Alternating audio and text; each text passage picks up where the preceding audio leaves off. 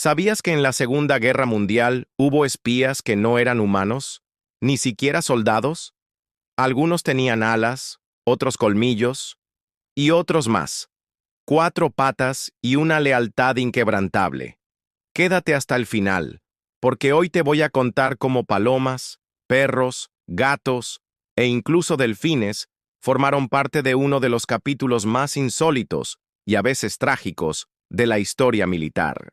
Cuando hablamos de la Segunda Guerra Mundial, solemos imaginar tanques, aviones, generales con mapas, pero pocas veces se habla de los soldados más peculiares del conflicto, los animales. Y no eran mascotas. Eran parte de operaciones reales, entrenados para tareas muy específicas. Y aquí empieza lo bueno. Uno de los animales más importantes del conflicto fue la paloma. Sí, esa que en la ciudad esquivas para que no te ensucie el hombro. Durante la guerra los sistemas de radio eran poco confiables y las líneas telefónicas podían ser interceptadas fácilmente por el enemigo. ¿Solución? Las palomas mensajeras.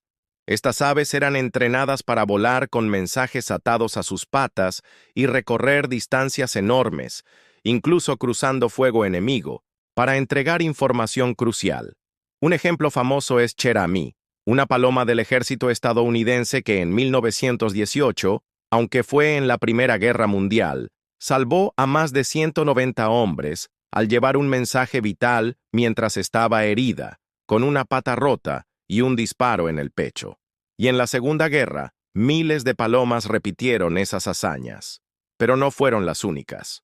¿Sabías que hubo un programa llamado Project X-Ray? Este consistía en entrenar murciélagos para llevar pequeñas bombas incendiarias. La idea era soltar miles de murciélagos sobre ciudades japonesas, donde buscarían refugio en los techos de papel y madera. Y luego las bombas temporizadas harían el resto. Aunque el proyecto fue real y estuvo bastante avanzado, nunca se usó en combate. Fue cancelado cuando la bomba atómica entró en juego. ¿Y si crees que eso suena loco? Espera. La URSS y Estados Unidos entrenaron delfines para localizar minas submarinas y detectar buzos enemigos. Hasta hoy, algunos países siguen usando mamíferos marinos para misiones militares. Pero volvamos a tierra firme. Los perros jugaron un papel crucial. Había perros mensajeros, perros detectores de minas, perros rescatistas y, tristemente, también perros kamikazes.